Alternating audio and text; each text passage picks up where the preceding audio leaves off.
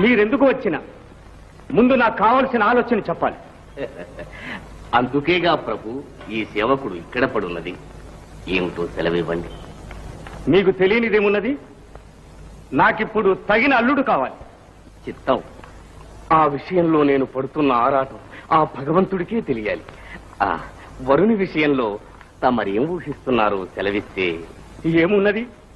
అమ్మాయితో పాటే సకల విద్యా పారంగతుడై మనకు మన రాజ్యానికి అఖండ కీర్తిని సంపాదించగలవాడు కావాలి.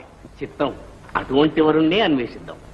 మరి మీరు వెంటనే వివిధ రాజ్యాలకు విప్రులను పంపి రాజకుమారుల విద్యా విశేషాలతో సహా వారి చిత్రపటాలు తెప్పించండి. ఇక ఈ నిమిషం నుంచి ఆ పనిలోనే ఉంటాను ప్రభు. మంచిది.